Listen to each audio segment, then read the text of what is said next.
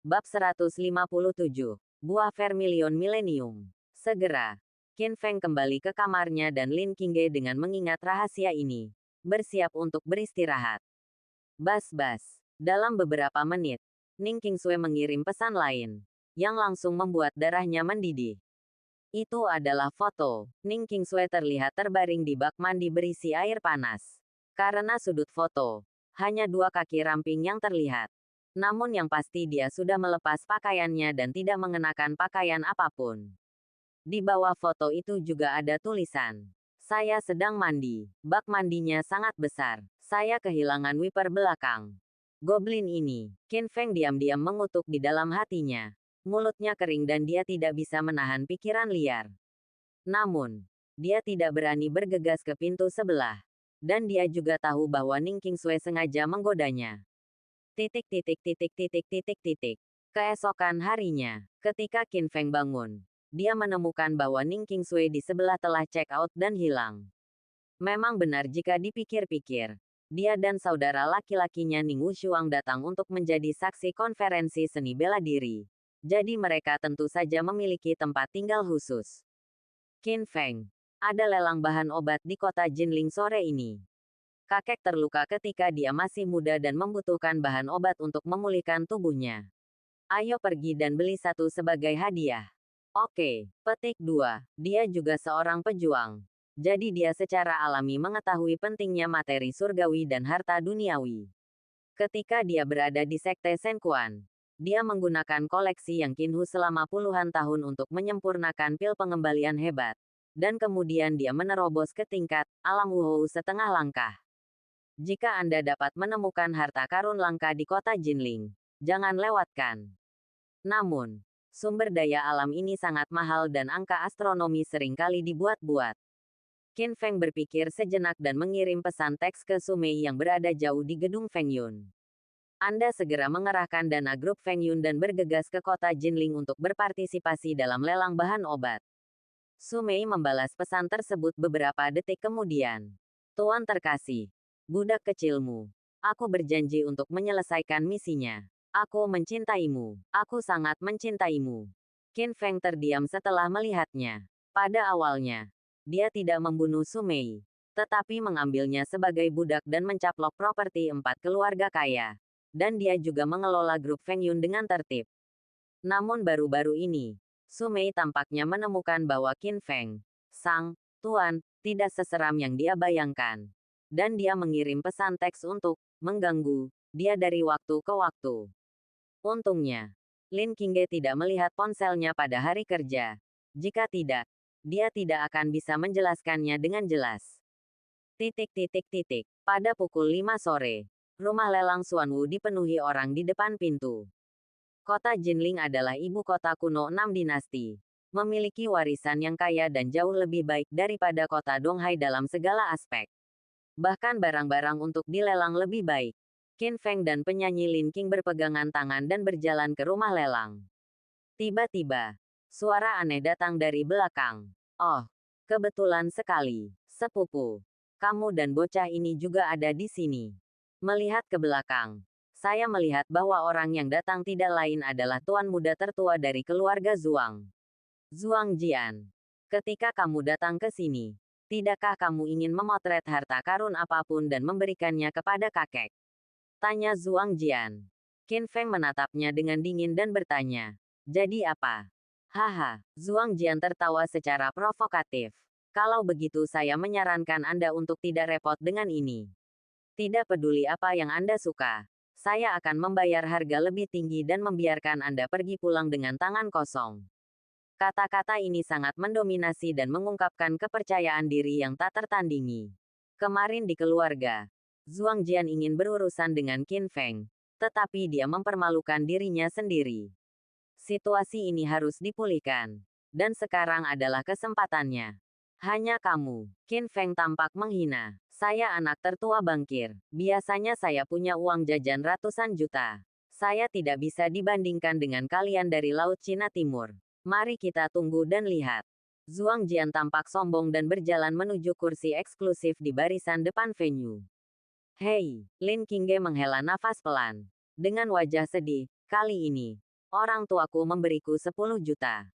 Meskipun banyak, aku khawatir aku tidak bisa mengalahkan Zhuang Jian. Aku akan membantumu. Qin Feng menepuk bahunya dan menghiburnya. Namun, Lin Qingge tidak menganggapnya serius. Dia tahu bahwa Qin Feng membangun kembali keluarganya dan mengambil kembali grup Sihai yang didirikan oleh ayahnya. Tetapi grup Sihai mungkin tidak memiliki banyak uang dalam pembukuannya. Jadi tidak ada gunanya sama sekali. Qin Feng tidak menjelaskan apapun. Karena dia baru saja menerima pesan teks dari Su Mei, Tuan. Saya di rumah lelang. Jika Anda memiliki permintaan, tanyakan saja kepada saya. Petik 2. Lelang secara resmi dimulai.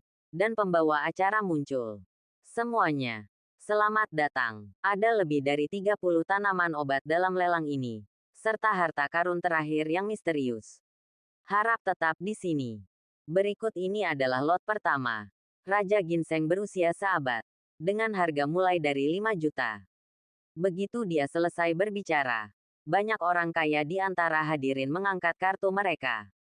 6 juta, 7 juta, 7,5 juta. Entah saat berikutnya. Zhuang Jian mengangkat tandanya lagi dan berkata, 11 juta. Ini, Lin Qingge mengertakkan gigi.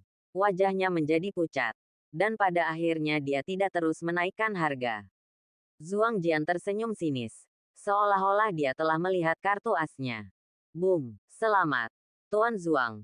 Karena telah menangkap Raja Ginseng berusia seabad ini. Pembawa acara menjatuhkan palunya. Selanjutnya, lebih dari selusin tanaman obat dibawa ke panggung. Namun setiap kali Lin Qingge mengutip harga, Zhuang Jian akan ikut campur dan menaikkan harga menjadi lebih dari 10 juta. Orang ini sangat menyebalkan. Sepertinya kali ini, itu akan sia-sia. Qin Feng, ayo pergi dulu. Lin Qingge berkata tanpa daya. Tunggu sebentar, mungkin selanjutnya akan ada kejutan. Qin Feng tersenyum misterius. Kalau begitu. Oke, Lin Qingge mengangguk. Faktanya, Qin Feng diam-diam menggunakan ponselnya untuk memerintahkan Su Mei. Memintanya untuk diam-diam menawar beberapa tanaman obat langka. Dan pilih satu dan berikan kepada lelaki tua itu. Setelah lebih dari setengah jam, pembawa acara tiba-tiba mengambil mikrofon dan berkata dengan suara berapi-api. Para tamu yang terhormat. Selanjutnya adalah grand final dari lelang ini, buah Vermilion Millennium. Segera, dua wanita etiket dengan hati-hati mengangkatnya mengenakan kotak brokat di atas panggung. Pembawa acara membuka kotak brokat, dan di dalamnya ada buah berwarna merah tua. Wanginya harum, dan langsung memenuhi seluruh tempat. Membuat orang merasa rileks dan bahagia. Seolah hanya dengan satu tegukan akan mengubah mereka menjadi abadi. Ya Tuhan, ini adalah buah merah terang berumur 1000 tahun. Dan aroma obatnya sangat kuat. Ini adalah harta surga dan bumi yang sangat langka. Ini sangat bermanfaat bagi para pejuang. Dapat menguatkan tubuh dan memperbaiki meridian yang rusak. Terakhir kali harta ini lahir, ia dibeli oleh orang kaya misterius seharga 100 juta yuan. Hari ini benar-benar waktu yang tepat. Petik 2. Mata Qin Feng berbinar ketika dia melihat 1000 tahun buah merah tua senang. Bayi ini sangat langka dan jelas merupakan final yang layak diterima. Lin Qingge berkata bahwa lelaki tua bangkir itu terluka ketika dia masih muda. Jika dia memiliki buah merah berumur 1000 tahun ini, dia bisa pulih sepenuhnya. Hadiah ini juga dapat membuat Lin Qingge menonjol dan mendominasi anak-anak bangkir lainnya. Qin Feng memikirkan hal ini dan segera mengirim pesan ke Su Mei. Bagaimanapun caranya, ambillah buah merah berumur 1000 tahun ini. Bab 158 Hadiah gratis. Melihat buah merah berumur 1000 tahun ini, banyak orang kaya yang hadir memiliki mata yang panas dan bersiap-siap. Yang terjadi selanjutnya adalah pertarungan antara naga dan harimau. Tanpa diduga, pada saat ini, Zhuang Jian tiba-tiba berdiri, mengamati penonton, dan berkata dengan lantang, semuanya, saya menyukai buah merah berusia 1000 tahun ini, dan saya berencana memberikannya kepada kakek sebagai hadiah ulang tahun. Saya menawarkan 100 juta yuan. Dan saya harap Anda dapat memberikannya kepada saya. Untuk menyelamatkan muka saya akan mundur dari kompetisi. Petik 2. Perilaku Zhuang Jian sangat sombong. seperti jual beli secara paksa. Namun, Bangkir memegang posisi yang sangat penting di kota Jinling dan bahkan provinsi Jiangbei. Selain itu, semua orang di Bangkir berlatih seni bela diri dan sangat tangguh. Orang kaya biasa tidak boleh menyinggung perasaan mereka, tidak peduli seberapa kaya mereka. Karena Tuan Zuang telah membuka mulutnya, tentu saja dia harus memberi muka. Hanya Bangkir yang pantas mendapatkannya. Ambillah buah berumur 1000 tahun ini. Mendengar pujian ini, Zuang Jianan tersenyum. Sangat bangga. Dan sepertinya menganggap buah merah berumur 1000 tahun sebagai hartanya. Siapa yang tahu momen berikutnya? 110 juta. Tiba-tiba, sebuah kutipan baru terdengar. Yang terdengar sangat mendadak di tempat yang sunyi. Hoa, hoa, hoa. Sejenak semua orang melihat ke sumber suara. Saya melihat bahwa itu adalah seorang wanita muda, mengenakan setelan venek dalam. Payudaranya yang bangga akan segera hilang. Wajahnya dibuat dengan indah, cerah dan mengharukan. Dia benar-benar kecantikan yang luar biasa. Wanita ini tidak lain adalah Sumei, yang datang jauh-jauh ke sini. Sudut mulut Qin Feng sedikit terangkat, membentuk senyuman misterius. Lin Qingge di sebelahnya sedikit terkejut. Dia tidak menyangka akan bertemu Sumei di sini. Siapa kamu sampai-sampai menyangkal wajah Tuan Zuang? Seseorang bertanya dengan marah. Zuang Jian juga sangat tidak senang. Dia menatap Sumei dan bertanya dengan dingin. Wanita ini berasal dari luar kota. Saya khawatir Anda tidak tahu seberapa kuat dealer saya di dunia seni bela diri Jiangbei. Ruyun, kamu sekaya negara. Apakah kamu yakin ingin melawanku? Ada ancaman yang tersirat. Namun, Sumei menegakkan payudaranya yang bangga dan berkata dengan cara yang tidak rendah hati atau sombong. Nama saya Sumei. Dan saya adalah asisten presiden grup Feng Yun. Presiden kami menyukai anak berusia 1000 tahun ini buah merah. Jadi tidak perlu bertatap muka dengan Bangkir. Kalau mau ikuti saja aturan balai lelang. Yang punya harga tertinggi pasti dapat. Hadir berseru. Grup Feng Yun ini baru didirikan beberapa bulan. Tetapi telah menelan industri 4 raksasa di kota Donghai. Dan nilai pasarnya telah mencapai puluhan miliar. Mengatakan bahwa dia memiliki latar belakang Tongtian. Dan bahkan mengatakannya sendiri memerintahkan grup Cao dari kota provinsi Tianan untuk diusir dari Donghai. Saya tidak menyangka presiden ini juga akan menyukai Millennium Zuguo. Saya tidak tahu bagaimana tanggapan Tuan Zuang. Pada saat ini, banyak orang tampak seperti sedang menunggu pertunjukan yang bagus. Zuang Jian menatap Sumei dengan mata sinis dan berkata, "Oke, ayo lanjutkan menawar. Apa aku tidak takut padamu? Aku akan menawarkan 200 juta. 310 juta. Zuang Jian mengertakkan gigi. 500 juta. Sumei menaikkan harga tanpa ragu-ragu. Helaan napas terdengar dari penonton. Semua orang dikejutkan dengan kemurahan hati Sumei. Bagaimana bisa terjadi kenaikan harga sebesar itu? Orang normal akan menambahkan hingga 10 juta. Tetapi Sumei mengutip 500 juta dalam satu tarikan napas. Dan melihat penampilannya yang acuh tak acuh. Itu sesederhana 5 yuan. Tuan Zuang, mengapa Anda tidak menaikkan harganya? Apakah Anda kehabisan uang secepat ini? Sialan, mata Zuang Jian terbakar. Sangat marah, tapi tidak berdaya. Meskipun Bangkir itu berasal dari keluarga kaya di Jinling, dia hanyalah seorang tuan muda dan belum mengambil kendali atas kekuatan keuangan keluarga. Tidak mungkin dia bisa mendapatkan begitu banyak uang sekaligus. Apalagi meski buah merah berumur 1000 tahun ini berharga. Namun harga pasarannya hanya 2 hingga 300 juta. Haha, tiba-tiba. Sudut mulut Qin Feng terangkat dan dia berkata, Zuang Jian, bukankah kamu sangat agung sebelumnya? Mengapa kamu berpura-pura diam sekarang? Sedikit bahagia di hatinya. Bagaimanapun, sebelumnya, Zuang Jian mempersulitnya di setiap kesempatan. Jadi dia gagal mengambil bahan obat apapun dan dibiarkan dengan tangan kosong. Siapa yang tahu pembalasan akan datang begitu cepat? Tentu saja. Lin Qingge juga sedikit terkejut. Tanpa diduga, CEO Feng Yun yang misterius akan membela dia lagi. Dihadapkan pada sarkasme, wajah Zuang Jian berubah menjadi jelek. Dia menatap Sumei dan berkata, dasar jalang. Aku tidak peduli dengan buah merah berumur 1000 tahun ini. Aku akan memberikannya padamu. Untuk menyerah dan menemukannya secara paksa. Karena suatu alasan. Dia segera berdiri. Berjalan pergi. Dan meninggalkan tempat pelelangan. Meskipun dia pergi. Dia tidak bisa menghentikan semua orang untuk berbicara. Cek-cek. Saya tidak menyangka Tuan Zuang akan mengalami hari yang buruk. Seperti yang diharapkan dari grup Feng Yun. Dengan banyak uang. CEO Feng Yun tidak muncul sama sekali. Dia baru saja mengirim seorang asisten dan cukup untuk menghancurkan Tuan Zuang. Ini terlalu agung. Sepertinya rumor itu benar. Presiden Feng Yun pasti memiliki latar belakang yang besar. Segera. Su Mei membeli buah berusia 1000 tahun itu dengan harga setinggi langit 500 juta. Lelang berakhir. Dan orang-orang kaya lainnya meninggalkan tempat tersebut. Qin Feng. Ayo pergi. Lin Qingge meraih tangan Qin Feng dan hendak pergi. Nona Lin. Mohon tetap di sini. Tiba-tiba. Su Mei berjalan mendekat sambil memegang buah merah berumur 1000 tahun. Asisten Su. Apa yang bisa kamu lakukan? Lin Qingge bertanya dengan rasa ingin tahu. Bibir merah Su Mei sedikit terbuka. Dan dia mengatakan sesuatu yang menggemparkan. Presiden memerintahkan saya untuk memberi Anda buah merah berusia 1000 tahun ini secara gratis.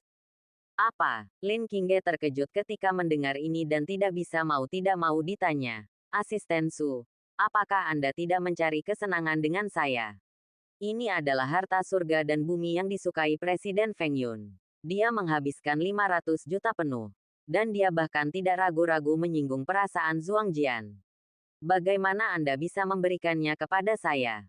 Su Mei menjelaskan. Tentu saja ini bukan lelucon. Ini adalah perintah yang diberikan oleh Presiden sendiri.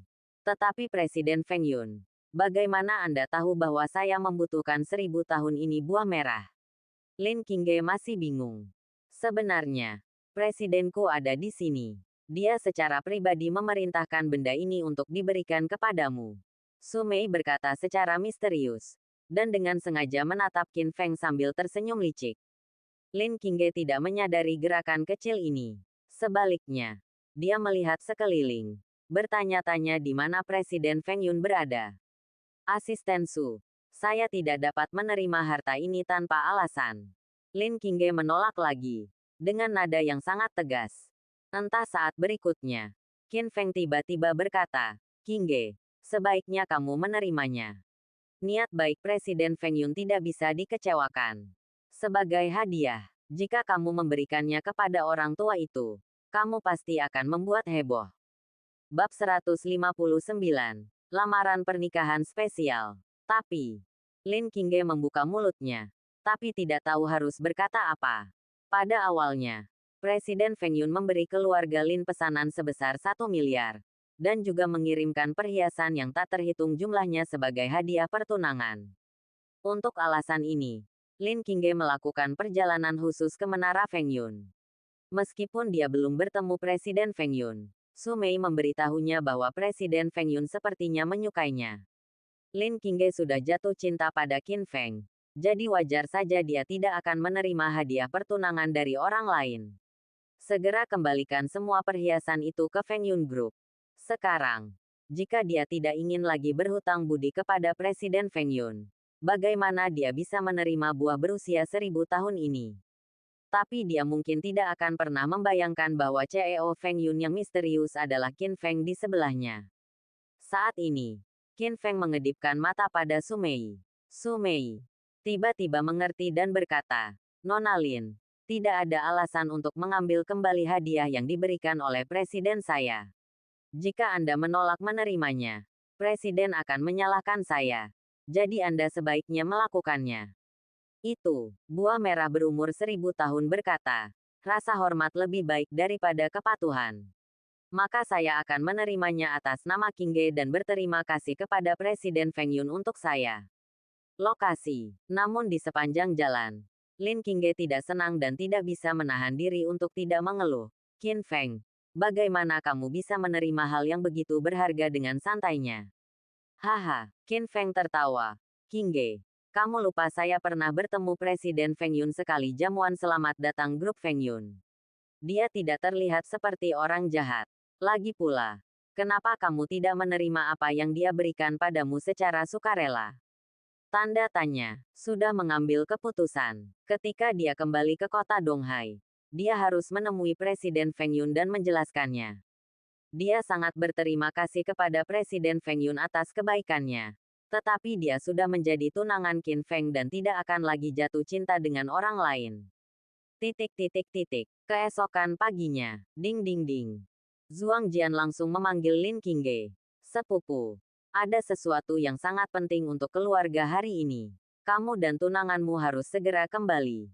Petik 2. Lin Qingge mengira kakeknya telah kembali dan segera bergegas ke rumah bangkir bersama Qin Feng. Tak disangka, sesampainya di depan pintu, mereka menemukan tim lamaran. Berseri-seri gembira. Dan berisi lebih dari selusin kotak besar. Apa yang terjadi? Lin Qingge tidak bisa menahan diri untuk tidak bertanya. Saat ini, Zhuang Jian datang, mengangkat kepalanya tinggi-tinggi, dan berkata dengan bangga, "Sepupu, kamu tidak tahu, kan? Hari ini, saya akan pergi ke keluarga Jiang untuk melamar. Keluarga itu cantik dan memiliki status bangsawan. Jika saya bisa menikah dengan dia, kekuatan bangkir saya akan naik ke tingkat berikutnya. Keluarga kaya seperti kita adalah tentang menjadi serasi. Saya bisa menikahi putri tertua Jiang keluarga. Tapi sepupuku, gadis desa sepertimu, hanya bisa menikah dengan satu orang. Dasar pecundang. Inilah perbedaan antara kau dan aku. Hahaha." Tawa gila menggema. Alasan mengapa dia memanggil Lin Qingge dan Qin Feng ke sini adalah untuk mempermalukan mereka. Kamu, Lin Qingge merasa sedih. Matanya sedikit merah. Qin Feng meremas tangan gioknya, lalu memandang ke arah Zhuang Jian, dan bertanya dengan tajam, "Keluarga Jiang yang mana yang kamu bicarakan?" "Pernah mendengarnya. Izinkan saya memberitahu Anda. Itu adalah keluarga Jiang dari kota Jinling. Orang yang ingin saya lamar adalah Jiang Yan, putri kepala kota Jiang. Tidak hanya dia mulia dan cantik, dia juga memiliki kosmetik perusahaan. Tapi CEO cantik yang terkenal di kota Jinling." Petik 2. Apa? Qin Feng mengangkat alisnya dan berpikir, sungguh suatu kebetulan. Bukankah ini Jiang Yan, wanita muda cantik yang dia selamatkan di persimpangan kemarin? Saat itu, wanita muda cantik itu memberinya kartu namanya dan berkata dia akan sangat berterima kasih. Tanpa diduga, dia akan menjadi pasangan nikah Zhuang Jian. Nak, kebetulan kita kekurangan beberapa orang untuk membawa hadiah pertunangan. Ikuti saja tim dan buat nomornya. Perintah Zhuang Jianyi. Seolah-olah dia menganggap Qin Feng sebagai pelayan. Jika normal, Qin Feng tidak akan pernah menelan amarahnya dan harus menyembuhkan kesombongan Zhuang Jian. Tetapi ketika dia berpikir untuk bertemu Jiang Yan nanti, Qin Feng membuat rencana dalam pikirannya dan bersiap untuk memberi kejutan kepada Zhuang Jian. "Aku akan pergi bersamamu," kata Lin Qingge. "Tidak, Qingge. Kamu harus tinggal di bangkir. Aku bisa menanganinya sendiri." Dengan mengatakan itu, Qin Feng bergabung dengan tim lamaran pernikahan dan berangkat. Setengah jam kemudian, prosesi lamaran besar-besaran tiba di keluarga Jiang. "Keponakan Zhuang Xian, mengapa kamu membawa begitu banyak orang ke sini?" Jiang Yiming, kepala kota Jinling, keluar. Usianya sekitar awal 50-an. Memiliki wajah berkarakter Tionghoa yang tenang dan mengintimidasi, serta memiliki aura yang luar biasa dalam dirinya. "Paman Jiang, junior ini datang untuk melamarmu. Tolong nikahkan Nona Jiang Yan denganku, dan aku akan memperlakukannya dengan baik selama sisa hidupku." Ini, Jiang Yiming mengerutkan kening. Jelas sedikit terkejut, "Keponakan Zhuang Xian. Yang kita perhatikan sekarang adalah cinta bebas, dan aku tidak bisa menjadi tuan atas putriku. Biarkan aku meminta seseorang menelepon Xiaoyan. Kamu teman-teman hubungi kami." "Terima kasih, Paman Jiang." Zhuang Jian sangat bersemangat, mengetahui bahwa Jiang Yiming tidak keberatan. Selanjutnya, selama dia bisa menaklukkan Jiang Yan dengan pesonanya, dia akan bisa memenangkan kembali kecantikannya. Dan pada saat yang sama mendapatkan ayah mertua kepala kota. Tendang, tendang, tendang. Segera, Jiang Yan keluar dari halaman dalam. Dia mengenakan congsam kuning angsa. Dan sosoknya yang montok dan montok seperti buah persik yang matang dan kedap air. Memperlihatkan temperamen unik seorang wanita dewasa. Yang sangat mempesona. Hah, tiba-tiba. Jiang Yan melihat Qin Feng di tengah kerumunan. Matanya yang indah berbinar. Dan dia pergi dan membuka kaki teratainya. Ingin pergi dan menyapa. Namun saat ini, Zhuang Jian memimpin dan bergegas untuk menunjukkan rasa hormatnya. Nona Jiang Yan, sejak pertama kali aku melihatmu, aku sangat jatuh cinta padamu dan tidak bisa menahan diri. Wajah cantikmu akan muncul dalam mimpiku. Petik 2. Kamu adalah putri pemimpin kota. Dan aku adalah tuan muda bangkir. Kita adalah pasangan yang serasi di surga. Terimalah pengakuanku dan nikahi aku. Berlutut dengan satu kaki dan mengeluarkan senjata ajaib. Bang, bang, bang, di belakang mereka. Anak-anak bangkir juga membuka kotak-kotak besar itu. Barang antik, kaligrafi dan lukisan, perhiasan, batu giok dan batu giok. Semuanya adalah rangkaian harta karun yang mempesona. Tak ternilai harganya. Pengakuan seperti itu cukup membuat 99% wanita di dunia terkesan. Tanpa diduga. Saat berikutnya, Jiang Yan menggelengkan kepalanya dan berkata, Tuan Zhuang, maaf, saya tidak setuju dengan pengakuan Anda. Mengapa? Zhuang Jian tertegun sejenak. Wajahnya sangat jelek. Karena, aku punya seseorang yang kusuka. Wajah cantik Jiang Yan berubah sedikit merah. Dan dia melirik tim lamaran dari sudut matanya. Tidak mungkin. Saya sudah menanyakannya. Anda telah melajang selama ini dan tidak pernah ada skandal apapun. Zhuang Jian tidak mempercayainya sama sekali. Tuan muda Zhuang, saya tidak berbohong kepada Anda. Selain itu, orang yang saya sukai juga ada di sini. Siapa itu? Zhuang Jian tidak bisa menahan diri untuk tidak bertanya. Yang lain juga menajamkan telinga dan sangat penasaran. Itu dia. Tiba-tiba, Jiang Yan mengulurkan jarinya dan menunjuk ke arah Qin Feng di tengah kerumunan. Sejenak, seluruh penonton kaget. Bab 160. Menolak untuk mengaku. Karena kata-kata ini, Qin Feng langsung terdorong ke garis depan. Bahkan Qin Feng sendiri terkejut. Dia tidak menyangka Jiang Yan, yang hanya dia temui sekali, akan mengambil inisiatif untuk mengaku padanya. Tuan Qin, Anda tidak meninggalkan informasi kontak Anda kemarin, tetapi sangat sulit bagi saya untuk menemukannya. Jiang Yan berjalan maju dengan cepat, matanya yang indah penuh kegembiraan. Ini hanya usaha kecil, tidak ada gunanya disebutkan. Qin Feng berkata dengan ringan. Tiba-tiba, mata Zhuang Jian memerah dan dia sangat cemburu. Dia meraung, tidak, saya tidak percaya, Nona Jiang. Tahukah Anda bahwa bocah nakal Qin Feng ini adalah pemerkosa dan telah dipenjara selama 3 tahun? Dengan yang mulia bagaimana dia bisa menyukai orang paria seperti dia? Diam. Jiang Yan menatap Zhuang Jian dengan dingin dan memarahi. Saya yakin karakter Tuan Qin tidak akan pernah melakukan hal seperti itu, jika Anda berani memfitnah Tuan Qin lagi. Kamu adalah musuhku. Dan kamu tidak diterima di keluarga Jiang. Ada gaya ratu yang mendominasi yang tersirat. Zhuang Jian tiba-tiba menjadi bisu. Dan wajahnya tampak lebih jelek dibandingkan jika dia makan kotoran. Dia tidak pernah menyangka bahwa dia akan dengan sengaja menciptakan pertarungan besar untuk melamar. Hanya untuk ditolak dengan kejam. Hal yang paling menyebalkan adalah setelah Jiang Yan menolaknya. Dia berinisiatif untuk mengaku kepada Qin Feng. Dalam hal apa orang desa yang kurang dikenal ini lebih baik dari dia? Xiaoyan, apa yang terjadi? Jiang Yiming, pemimpin kota, juga mengerutkan kening. Ayah, bukankah aku sudah memberitahumu kemarin bahwa putriku dan aku mengalami kecelakaan mobil dan bertemu dengan seorang pahlawan hebat yang mempertaruhkan nyawanya untuk menyelamatkan kami dan menggunakan keterampilan medis ajaib untuk menghidupkan kembali putri kami? Mungkinkah dia? Jiang Yiming mengangkat alisnya. Benar, Tuan Qin adalah pahlawan hebat itu. Pria seperti itu layak mendapatkan kepercayaan putrinya seumur hidup. Jiang Yan menjawab, dengan ekspresi malu-malu di wajah cantiknya. Saat berikutnya, Jiang Yiming berjalan menuju Qin Feng, membungkuk dalam-dalam dan berkata dengan penuh rasa terima kasih, adik, terima kasih telah menyelamatkan hidupku. Jika bukan karena kamu, putri dan putriku akan mati di lautan api. Ketua Jiang, Anda baru saja melakukan apa yang seharusnya Anda lakukan. Anda tidak harus seperti ini.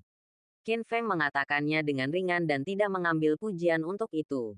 Namun sikap ini membuat Jiang Yiming semakin menghargainya. Ayah mertua memandang menantu laki-lakinya. Dan semakin dia memandangnya, dia jadinya semakin bahagia. Tuan Qin, pada saat ini, Jiang Yan menatap Qin Feng lagi. Matanya yang indah penuh harapan. Apakah Anda bersedia menjadi pacar saya? Qin Feng menggelengkan kepalanya dan langsung menolak. Maaf, saya tidak setuju. Segera setelah pernyataan ini keluar, seluruh tempat menjadi gempar. Anda tahu, Jiang Yan adalah putri wali kota kota Jinling. Dia cantik, dan dia juga memiliki perusahaan kosmetik. Disukai olehnya seperti asap dari kuburan leluhur. Tidak ada yang menyangka kalau anak ini benar-benar menolak. Tiba-tiba, mata Jiang Yan sedikit merah. Dengan air mata berlinang. Tuan Qin, apakah menurut Anda saya memiliki cacat fisik dan tidak dapat memiliki anak? Jadi Anda menolak saya? Tentu saja tidak. Kepalanya dan menjelaskan. Nona Jiang, sebenarnya, saya sudah memiliki tunangan. Orang yang berjalan bersama saya kemarin. Saya ingin memenangkan hati satu orang. Dan kita tidak akan pernah berpisah. Sangat banyak. Dan saya tidak bisa mentolerir orang lain di dalam hati saya. Jadi saya tidak bisa menerima Anda. Pengakuan. Mohon maafkan saya. Mendengar ini, semua anak bangkir yang hadir terkejut. Menurut pendapat mereka, dalam hal status, Jiang Yan jauh lebih mulia daripada Lin Qingge. Selama Qin Feng mengangguk dan setuju, dia bisa menjadi menantu pemimpin kota dan menjadi makmur, menghemat kerja keras selama puluhan tahun. Siapa sangka sekarang, Qin Feng akan menolak kejayaan dan kekayaan karena perasaannya. Menurut pendapat Zhuang Jian, ini hanyalah sebuah lubang di kepala. Jadi begitu, Jiang Yan mengangguk sambil berpikir dan menyeka air mata dari sudut matanya. Tuan Qin, saya melihatnya dengan benar. Anda memang pria yang baik dan setia pada cinta. Dan berkata kepada Qin Feng, bahkan jika kamu tidak bisa menjadi pacar Xiaoyan, kamu tetaplah penyelamat Xiaoyan dan Nanan. Kebaikan ini tidak akan pernah dilupakan oleh keluarga Jiangku. Jika kamu membutuhkan sesuatu di Jinling di masa depan, bahkan jika, bicaralah. Terima kasih. Qin Feng mengepalkan tinjunya. Dan ini juga membuat semua anak bangkir sangat iri. Diam-diam berpikir bahwa Qin Feng sangat beruntung bisa terhubung dengan keluarga Jiang, pemimpin kota. Segera, Jiang Yiming melihat ke arah Zhuang Jian dan yang lainnya lagi. Dan mengeluarkan perintah penggusuran. Tuan Zhuang, maafkan saya. Tampaknya kedua keluarga kita tidak ditakdirkan untuk bersama. Tolong ambil kembali hadiah ini. Aku permisi kalau begitu. Ini sudah berakhir. Wajah Zhuang Jian menjadi pucat. Meskipun dia menahan amarah yang tak terhitung jumlahnya, dia tidak bisa marah dengan mudah. Jadi dia hanya bisa membuat semua orang pergi dengan putus asa. Qin Feng tinggal di rumah Jiang dan bermain dengan gadis kecilnya. Sialan, wanita jalang itu, Qin Feng, benar-benar merusak perbuatan baikku. Jika dia tidak mengganggu situasi, aku mungkin bisa memenangkan kembali kecantikan itu. Mengutuk dan marah, datang kemana-mana. Dia awalnya tidak senang dengan Qin Feng, tetapi karena kekacauan ini, dia menganggap Qin Feng sebagai duri di sisinya dan duri di dagingnya. Saudara Jian, pria itu tahu kamu akan datang untuk melamar Nona Jiang Yan, tapi dia tetap datang. Dia pasti melakukannya dengan sengaja. Kamu tidak bisa membiarkan dia pergi begitu saja. Kamu harus menghukumnya dengan berat dan beritahu dia bahwa saudara Jian itu luar biasa. Yang lain juga menggema, penuh dengan kemarahan. Tiba-tiba, tatapan tajam muncul di mata Zhuang Jian, dan dia berkata, anak itu tidak akan sombong lama-lama. Besok akan menjadi wajah kakekku yang tidak tahu malu. Jika saatnya tiba, aku akan membuatnya terlihat bodoh di depan umum dan menjadi bahan tertawaan. Saudara Jian, apa yang akan kamu lakukan? Yang lain bertanya. Rahasiakan. Zhuang Jian memberikannya, tapi menunjukkan senyuman kejam. Titik titik titik. Keesokan harinya adalah pesta ulang tahun Zhuang Qingyang, lelaki tua dari keluarga bankir, dengan lentera dan dekorasi warna-warni. Dan dia sangat gembira. Semua keluarga besar kaya di Jinling mengirimkan perwakilannya untuk merayakan ulang tahunnya. Lin Qingge dan Qin Feng juga tiba, membawa kotak brokat berisi buah Millennium Vermilion senilai 500 juta. Qin Feng, kamu seharusnya bisa bertemu kakek hari ini. Dia meraih tangan Qin Feng dan berjalan menuju ruang perjamuan bankir. Berhenti, kamu tidak bisa masuk. Tiba-tiba, Zhuang Jian bergegas keluar dan berhenti di depan mereka berdua, dengan senyuman jahat di wajahnya. Zhuang Jian, apa yang kamu lakukan lagi? Qingge dan saya di sini untuk merayakan ulang tahun Tuan Zhuang. Mengapa kami tidak bisa masuk? Hehe, Zhuang Jian tersenyum sinis dan menjelaskan. Apakah menurut Anda bankir adalah keluarga kecil, dan semua jenis kucing dan anjing bisa masuk? Para tamu yang datang untuk merayakan ulang tahun ini semuanya adalah keluarga kaya di kota Jinling. Bahkan keturunan bankir. Mereka yang telah menyumbangkan 1 juta untuk keluarga akan duduk di aula samping. Mereka yang telah menyumbangkan 1 juta untuk keluarga akan duduk di aula utama. Adapun kalian berdua yang tidak berguna, kalian belum memberikan kontribusi apapun kepada keluarga. Kalian hanya layak pergi ke dapur dan makan sisa makanan bersama para pelayan. Bab 161. Truk pengangkut uang tunai menarik 1 miliar. Bodhisattva Tanah Liat masih memiliki 3 titik energi api. Mendengar permintaan yang tidak masuk akal ini, Lin Qingge tiba-tiba menjadi sangat marah. Sepupu, kamu bertindak terlalu jauh. Kakek secara pribadi mengirim kepala pelayan ke Donghai untuk mengundangku ke pesta ulang tahun ini. Kamu sebenarnya ingin mengantarku ke dapur. Aku ingin menemui kakek dan meminta keadilan. Dia bergegas menuju ke arah villa. Berhenti. Zhuang Jian menghalangi jalan. Kakek sedang menjamu beberapa tamu terhormat dari provinsi. Bagaimana kamu bisa bertemu mereka? Terlebih lagi, aku tidak bermaksud mempersulitmu. Semua anak dari keluarga Zhuang harus mematuhi aturan. Aturan ini. Kata-kata ini langsung membangkitkan persetujuan banyak orang di sekitarnya. Benar, saudara Jian benar. Bankir tidak membuang sampah. Dan tidak peduli dengan kerabat miskin dari tempat lain.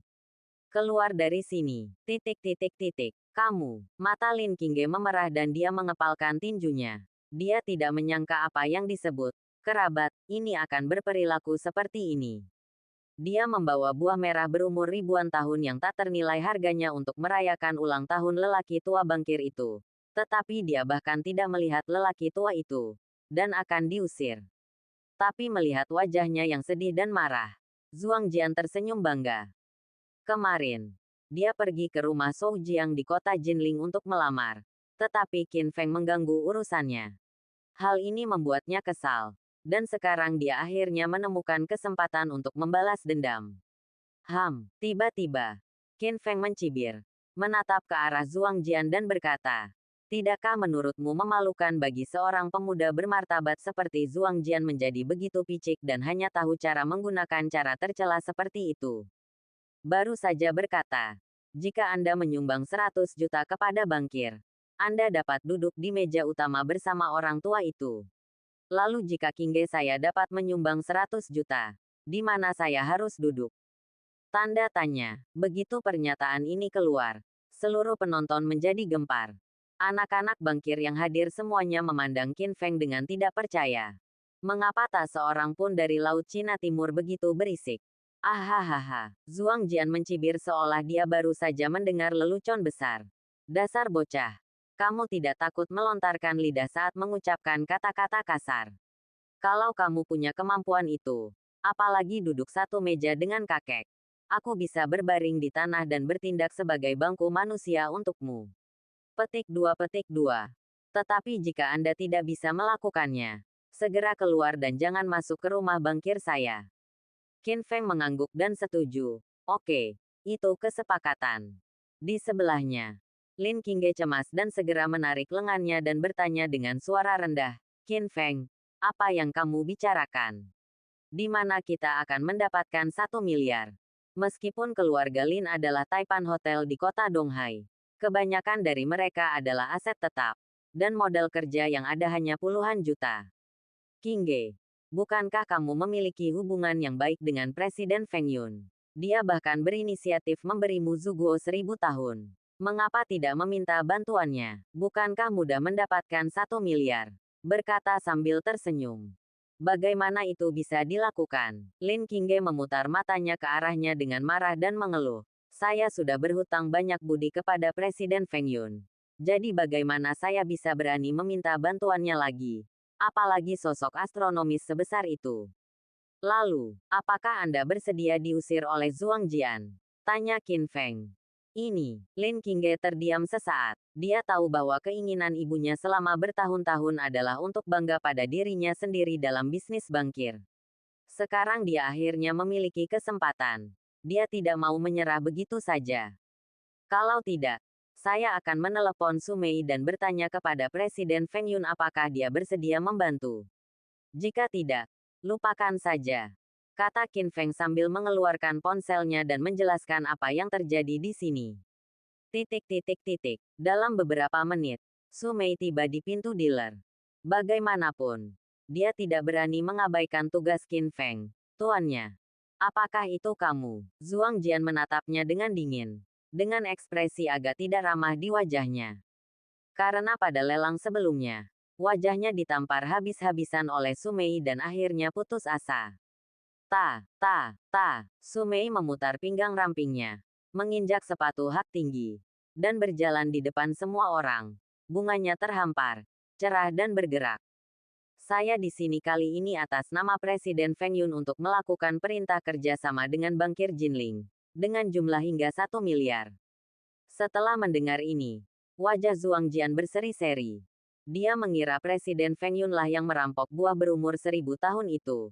Dan dia takut dengan kekuatan bankir. Jadi dia secara khusus memberikan perintah 1 miliar sebagai permintaan maaf.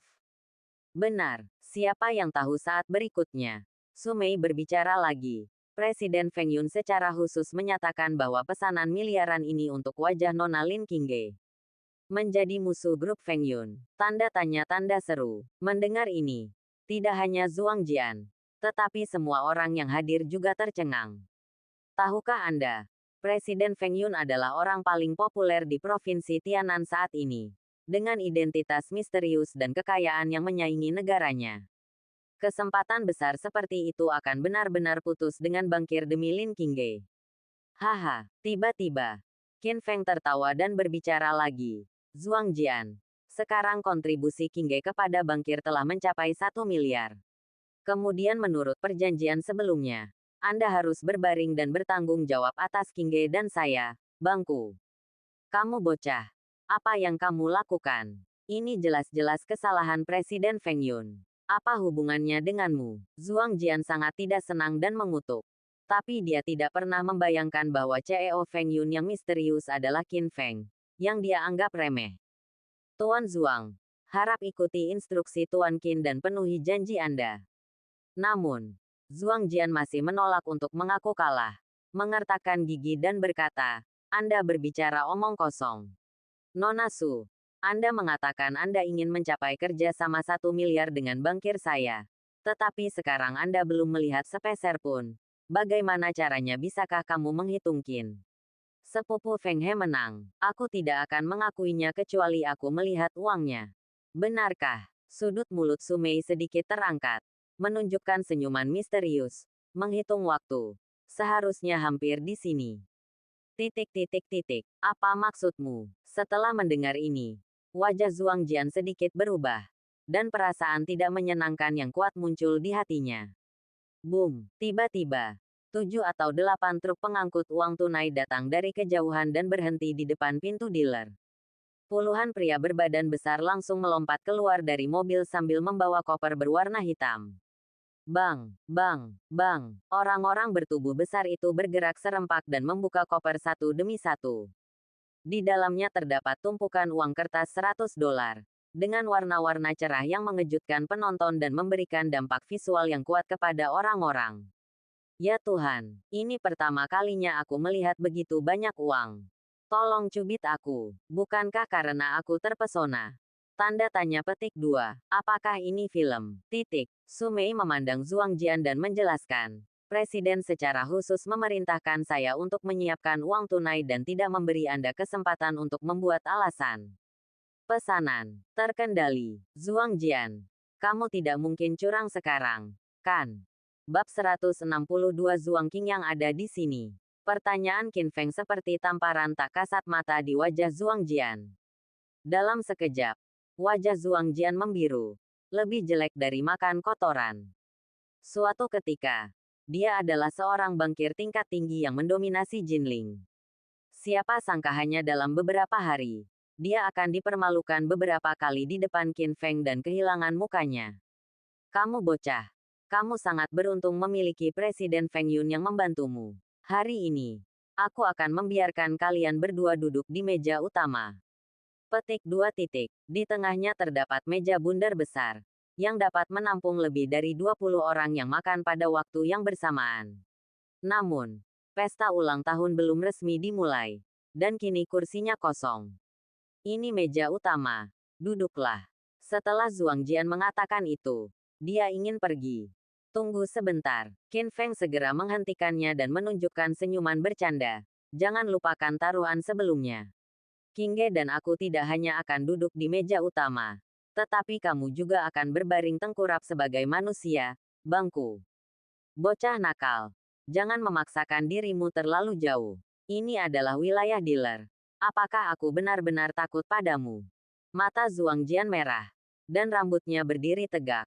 Seolah-olah dia berada di ambang kematian, menjadi gila dan akan meledak jika dia distimulasi sedikit saja. Qin Feng. Lupakan saja. Saya sangat puas bisa duduk di meja utama. Lin Qingge dengan cepat menarik Qin Feng ke samping, berharap dapat menenangkan masalah. Zhuang Jian menatap tajam ke arah Qin Feng sebelum pergi. Qingge, Zhuang Jianlah yang menindasmu terlebih dahulu. Aku melakukan ini hanya untuk membelamu. Jelas Qin Feng. Dia tidak takut pada Zhuang Jian. Terlebih lagi, jika dia tidak menelepon Su Mei tepat waktu dan mengerahkan 1 miliar uang tunai, dia dan Lin Qingge akan diusir. Qin Feng, aku tidak menyalahkanmu, tapi kamu terlalu impulsif. Jika kamu memiliki konflik dengan sepupumu di sini, kamu hanya akan menderita kerugian. Dan dengan cara ini, aku berhutang budi pada Presiden Feng Yun, benar-benar tidak adil. Tahu bagaimana cara membalasnya? Petik 2. Lin Qingge mengerutkan kening dan berada dalam dilema. Sebenarnya, Anda tidak perlu berpikir untuk membalas budi. Mungkin Presiden Feng Yun mengajukan diri. Qin Feng berkata sambil tersenyum. Bagaimana itu bisa dilakukan? Tidak ada bantuan di dunia ini tanpa alasan. Lin Qingge menggelengkan kepalanya. Jelas tidak mau menerima bantuan Presiden Feng Yun lagi. Melihatnya dalam situasi yang sulit, Qin Feng diam-diam berpikir. Sepertinya setelah pesta ulang tahun selesai, sekarang saatnya mencari waktu untuk menunjukkan padanya bahwa dia adalah Presiden Feng Yun. Orang tua itu ada di sini. Tiba-tiba terdengar teriakan keras dari luar, diikuti oleh gong, genderang, dan petasan. Di bawah sorotan, seorang lelaki tua berjas tang masuk ke aula utama. Itu adalah pemilik keluarga bankir, Zhuang Qingyang. Meskipun dia sudah tua dan memiliki rambut perak di seluruh kepalanya, Zhuang Qingyang memiliki kondisi kesempurnaan agung dari Grandmaster, dan energi serta darahnya masih sangat kuat, dan dia sangat kuat saat dia maju. Tuan Zhuang, semoga Anda beruntung dan panjang umur seperti Laut Cina Timur. Ini adalah Guanyin Zamrud yang saya undang dari kuil Guanyin, bernilai 30 juta. Sebuah buku karya otentik Raja Suci Sizi bernilai 50 juta. Petik 2 petik 2.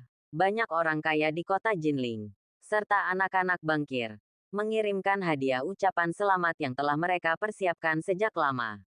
Yang paling berharga di antara mereka tidak diragukan lagi adalah buah umur panjang berusia 500 tahun yang dikirim oleh Zhuang Jian. Ini memiliki efek menguatkan akar dan mengolah tubuh. Itu masih bisa disebut kekayaan alam. Benar, Tuhan memberkati bankir saya, dan keturunan saya semuanya seperti naga. Wajah Zhuang Qingyang memerah. Jelas sangat puas. Dan dia bertanya lagi, ngomong-ngomong, Apakah cucu perempuan saya Qingge ada di sini? Keluar. Semua yang hadir sedikit bingung. Kejutan. Saya tidak menyangka dia akan berinisiatif bertanya tentang cucu yang sudah lama tidak dia temui. Kakek. Aku di sini. Lin Qingge keluar dari kerumunan. Menarik Qin Feng dan memperkenalkan. Ini tunanganku. Qin Feng. Hah. Zhuang Qing yang mengangkat alisnya. Tidak senang berkedip. Tapi dia dengan cepat berkata. Nak, kakek sangat merindukanmu. Aku harus tinggal sebentar ketika aku kembali kali ini untuk mengobrol baik dengan kakek. Kebaikan yang tiba-tiba ini membuat Lin Qingge sedikit tersanjung. Anak-anak bangkir lainnya juga sangat iri. Zhuang Jian, khususnya, takut Lin Qingge akan mencuri properti bangkir. Jadi dia segera melompat keluar dan bertanya dengan marah, "Sepupu, hari ini kakekku berulang tahun, dan kamu belum memberiku hadiah ulang tahun. Kamu tidak di sini dengan tangan kosong, kan?" Tentu saja tidak. Qin Feng berdiri dan berkata dengan bangga, "Qingge dan aku telah menyiapkan hadiah yang murah hati. Dari segi nilai, itu lebih berharga daripada gabungan kalian semua." Titik titik titik. Qin Feng sepertinya menyatakan beberapa fakta dengan kata-kata ini, tapi itu tidak terlihat. Di antara mereka, itu mengalahkan banyak orang kaya dan anak-anak bangkir yang hadir, yang membuat semua orang sangat tidak bahagia. Wah, nada yang luar biasa. Hadiah yang kami berikan bernilai total ratusan juta. Kamu luar biasa. Kenapa kamu tidak memamerkan hadiahnya? Feng mempermalukan dirinya sendiri. Oke, aku akan membiarkanmu membuka matamu. Qin Feng membuka kotak brokat di tangannya tanpa keributan. Hoa, kilatan warna merah yang mencolok muncul di depan mata semua orang. Langsung menarik perhatian semua orang. Ya Tuhan, bukankah ini buah merah legendaris berumur 1000 tahun? Konon buah itu muncul di pelelangan beberapa hari yang lalu dan dijual dengan harga setinggi 500 juta. Tidak menyangka Lin Qingge benar-benar mengirimkan hadiah seperti itu. Sayang, hei, kalau begitu kita tidak bisa membandingkannya. Titik titik titik. Pada saat ini, Qin Feng memandang Zhuang Qingyang dan berkata tanpa bersikap rendah hati atau sombong, "Tua kawan, ku dengar kamu terluka secara diam-diam ketika kamu masih muda. Buah merah berumur 1000 tahun ini dapat memperbaiki kerusakannya. Meridian, ini akan sangat bermanfaat bagimu. Ini juga merupakan kesalehan Qingge. Terimalah." Oke, oke, oke, Zhuang Qingyang berkata, "Halo," 3 kali, mengungkapkan kegembiraannya. Tidak mungkin. Tiba-tiba, Zhuang Jian melompat keluar dan bertanya, "Anak nakal, saya juga berada di rumah lelang saat itu. Buah merah berumur 1000 tahun ini jelas diambil oleh Presiden Feng Yun. Bagaimana akhirnya? Di tanganmu. Apakah kamu yakin mereka menggunakan produk palsu untuk menipu kakek?" Zhuang Qingyang mengerutkan kening ketika mendengar ini. Qin Feng mencibir dan berkata, "Buah merah berumur 1000 tahun ada di sini. Jika Anda ragu, Tuan Zhuang dapat segera mengambilnya. Anda akan tahu apakah itu benar atau salah setelah Anda mencobanya." Petik 2. Oke, coba saya cicipi. Petik 2. Zhuang Qingyang tidak sopan dan langsung mengeluarkan buah merah berusia 1000 tahun itu dan memasukkannya ke dalam mulutnya, menelannya dalam sekejap. Hoa, hoa, hoa, untuk sesaat. Mata semua orang yang hadir terfokus pada Zhuang Qingyang, menunggu jawabannya. "Kakek, bagaimana menurutmu?" Zhuang Jian bertanya ragu-ragu. Namun, Zhuang Qingyang tidak menjawab, dan butiran keringat muncul di dahinya. Pada saat yang sama, tubuhnya bergetar hebat, seolah-olah dia membawa tekanan yang besar. Tidak, pasti buah merah palsu itu beracun, menyebabkan kakek sangat kesakitan. Pada saat ini, mata Zhuang Jian sangat tajam. Dia menatap tajam ke arah Qin Feng, mengertakkan gigi dan berkata, "Qin Feng, kamu sangat kejam. Kamu berani menganiaya kakekku. Kemarilah, segera kalahkan pembunuh ini." Petik 2 tanda seru. Petik 2.